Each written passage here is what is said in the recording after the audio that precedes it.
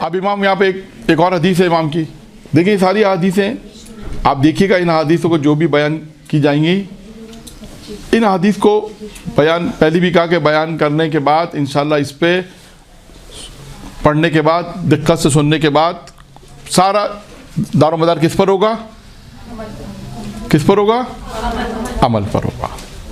अब जो हदीस में बयान कर रहा हूँ ये भी पांचवें इमाम की, इमाम फरमाते हैं कि 3 चीज़ें इंसान की कमर को तोड़ देती हैं।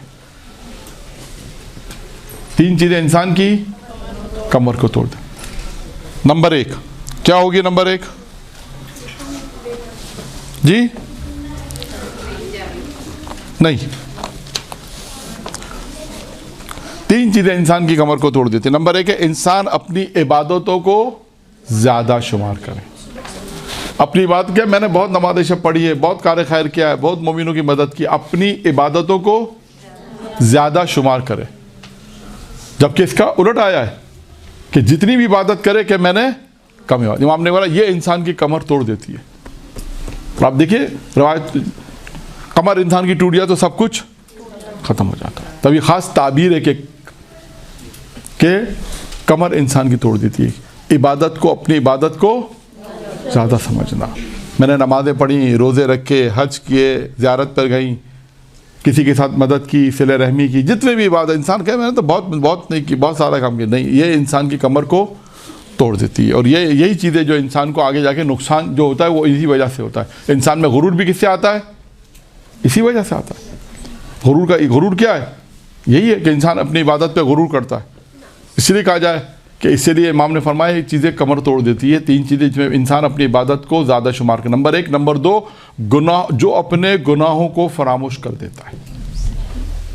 अपने गुनाहों को इंसान याद रखे और गिरिया करे इसके ऊपर। जो भी माजी में गुनाह किए इंसान उसको याद रखे, तौबा इस्तगफार करे। ये चीज़ इंसान को आगे बढ़ा देगी।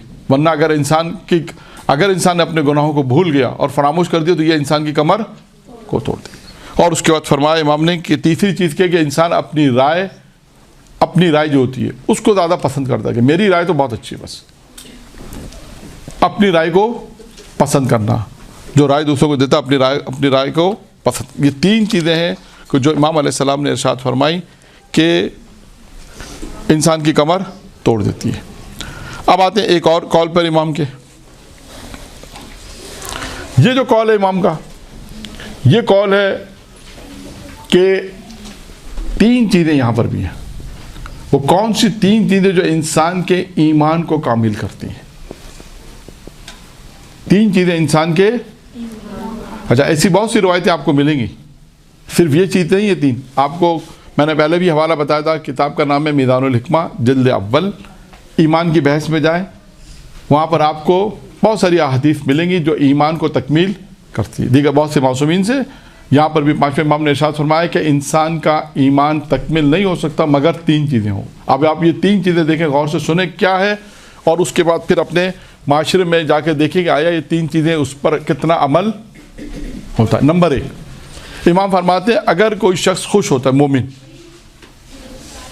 अगर कोई मोमिन शाद होता है, खुश होता है, तो ये खुशी उसे गुनाह की तरफ ना ले जाए।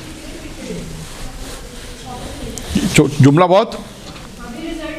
बहुत छोटा है। अब इसकी मिसाल क्या है?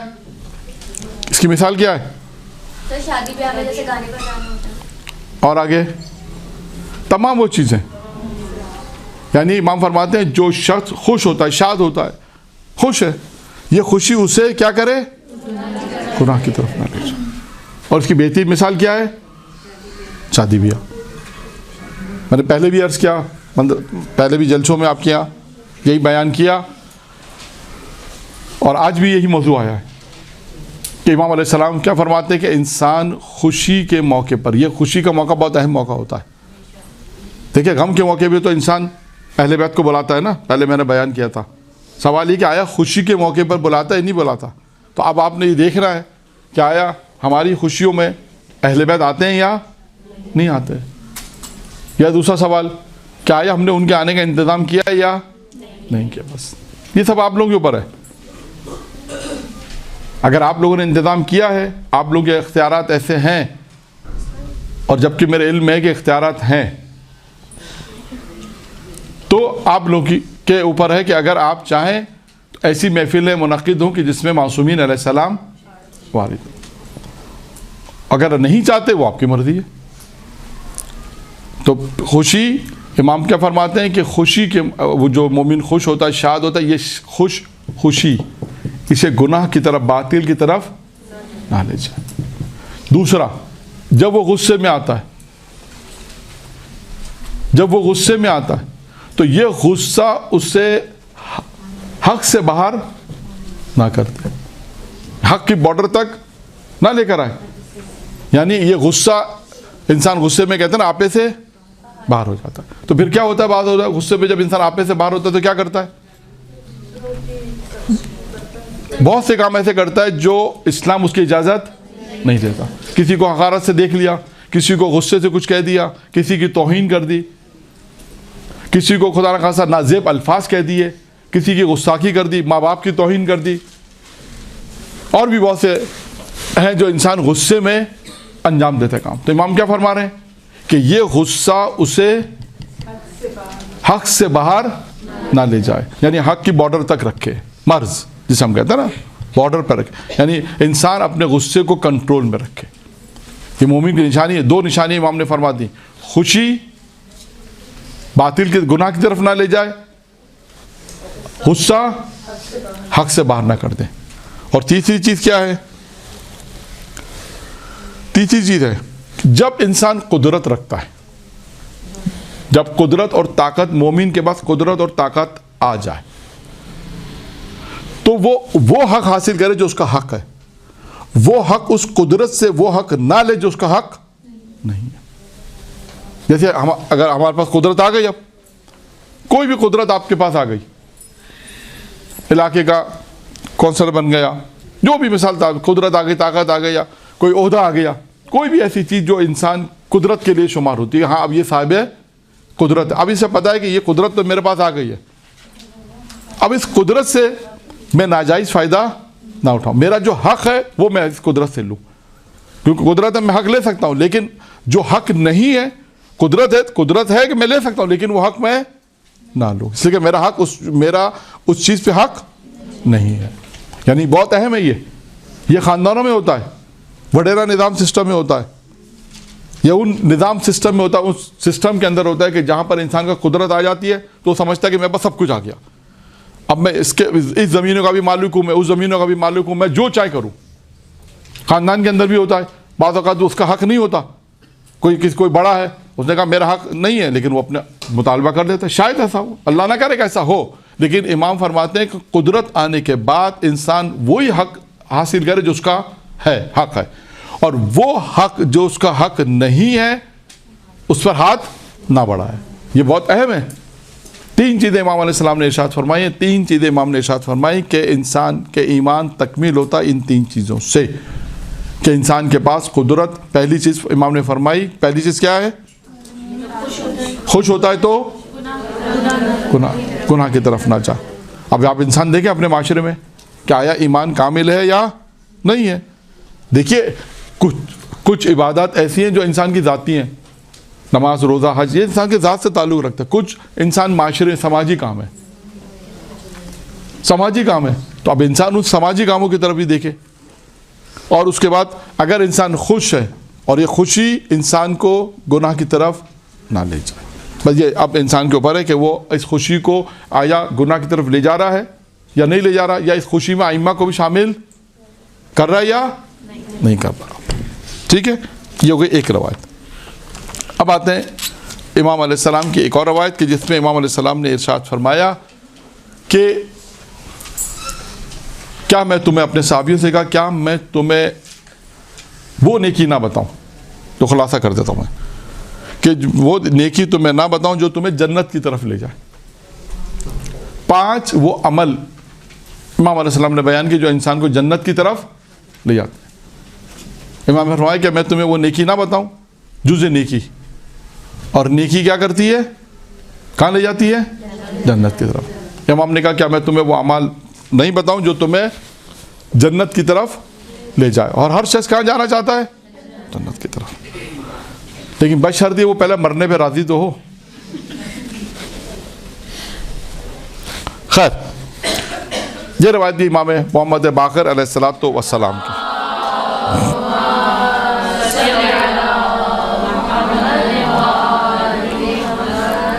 नंबर 1, 5 चीज़ें जन्नत की तरफ ले जाती हैं। नंबर 1, अपनी मुसीबतों को छुपाओ, परेशानियों को छुपाओ। नंबर 2, सदक़े को छुपाओ, जो इंसान सदका देता है इसको छुपाए। इमाम ने फरमाया दूसरी चीज़, पहली चीज़ मुसीबतों को छुपाओ, दूसरी सदक़े को छुपाओ, तीसरी चीज़ है माँ बाप के साथ नेकी करो, क्योंकि तुम्हारी ये नेकी अल्लाह की रज़ायत का सबब है। लेकिन फिर आ गया, वहाँ पर भी आया था, जब गुनाह की गुफ्तगू थी वहाँ पर भी आया था कि माँ बाप को अजियत पहुँचाने से क्या असरात मुरतब होते हैं। यहाँ पर क्या आ रहा है, माँ बाप को राज़ी करने से, माँ बाप के साथ नेकी करने से उसका भी असर आ रहा है कि माँ बाप को अगर इंसान राज़ी करे, माँ बाप के साथ इंसान माँ बाप की रज़ायत को हासिल करे, माँ बाप को खुश करे, नेकी करे, तो अल्लाह राज़ी होता है। अल्लाह की रज़ायत के इमाम फरमाते हैं माँ बाप के साथ नेकी अल्लाह की रज़ायत का सबब है। फिर फरमाया चौथी चीज़, जो एक कलमा है जो अरबी में पढ़ा जाता है, वो क्या है क्या इसकी तिलावत कसरत से करो, नहीं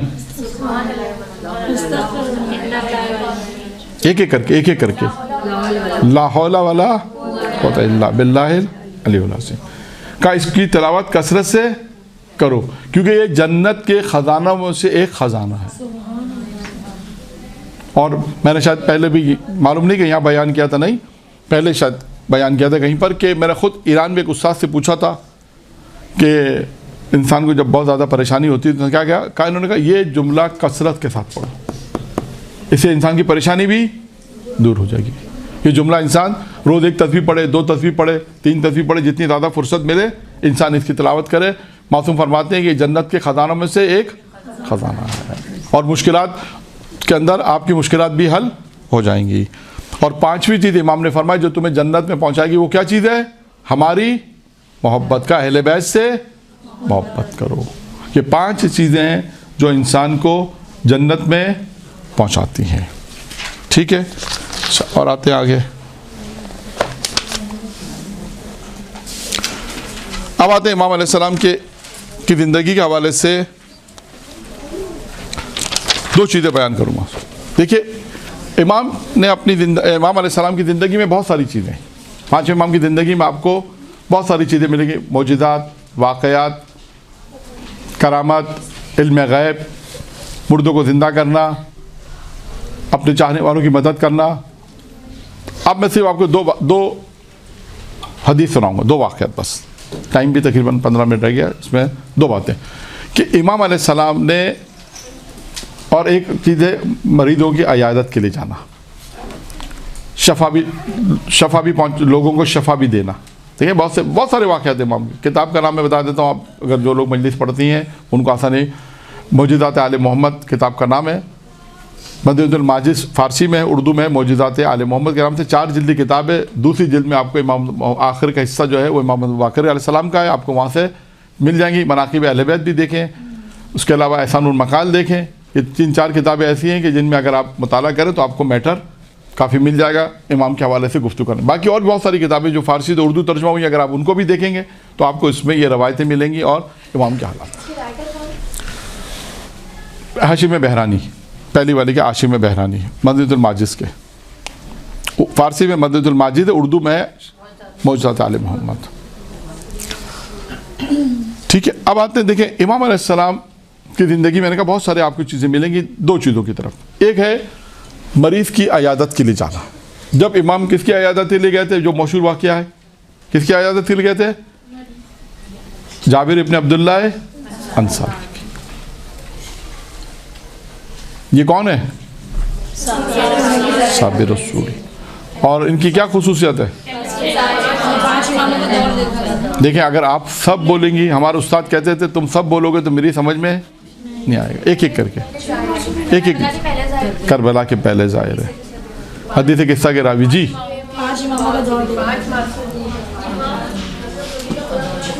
जी 1 मिनट। जिससे तुम मुलाकात करोगे वो उसकी दुनिया उससे तुम मुलाकात करोगे, जब उससे तुम मुलाकात करोगे तो उसको मेरा सवाल ठीक है। अच्छा, पांच इमाम और 2 मासूम के हैं। उन्होंने पांचवें इमाम का ज़माना देखा। हाँ, तो 5 मासूम का ज़माना देखा, 5 इमाम का ज़माना देखा। हज़रत अली से 5वें इमाम हो गए और जनाब ज़हरा और पैगम्बर 2 मासूम हो गए, तो कितने हो गए टोटल?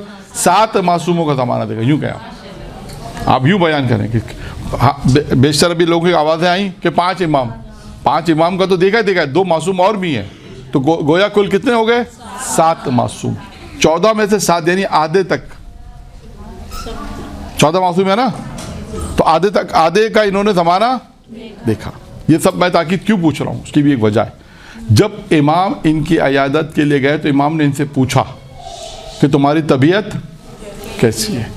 जो इन्होंने जवाब दिया, फिर इमाम का जवाब, ये गुफ्तगू है।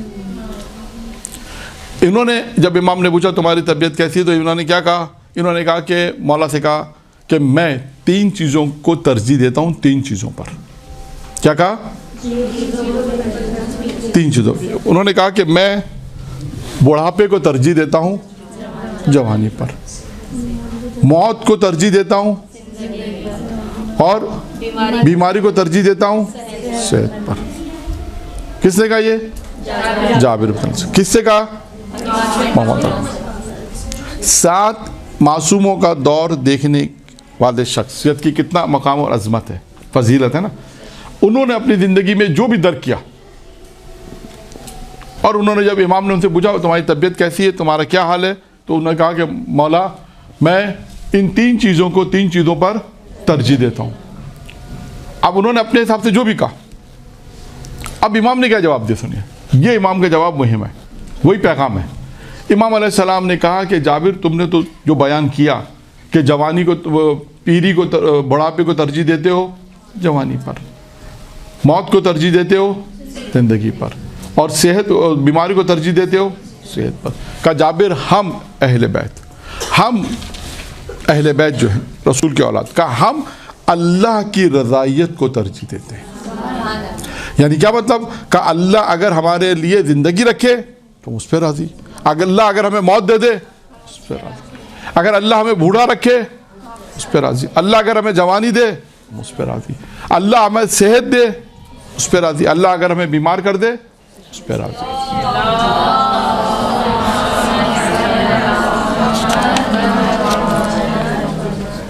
तो यहाँ पर जो इस वाक़े से हमें क्या नतीजा निकाला?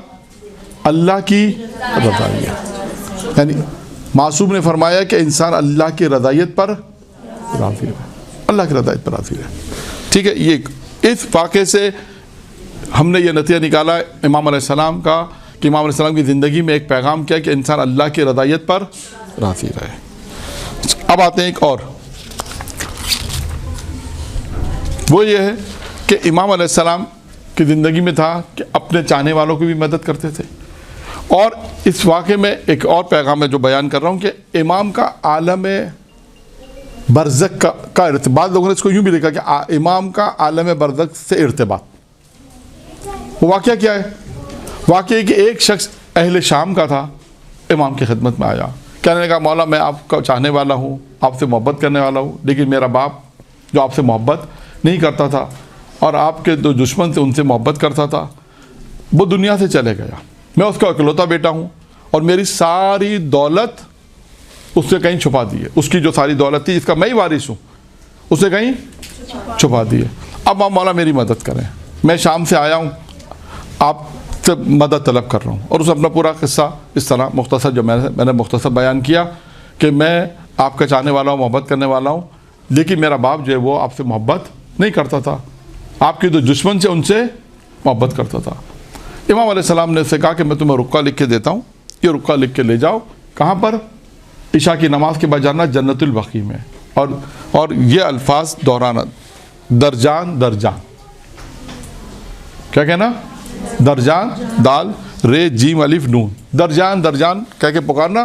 फिर तुम्हें जो भी वाक़या पेश आए या जो तुम्हें एक शख्स आएगा वो तुम्हारे बाप से मुलाकात कराएगा, उसके बाद तुम्हें तुम्हारा बाप से मुलाकात होगी। और ये मुतालबा, जब तुम्हें जो माल चाहिए, दौलत चाहिए, तुम अपने बाप से मुतालबा करना, तुम्हारा बाप तुम्हें बता के माल कहाँ रख। ये शख्स अब बयान करता है कि इमाम के पास से चला, और रावी बयान करता है कि ये शख्स जब दोबारा इमाम के पास आया तो फिर इसने इमाम से पूरा किस्सा बयान किया।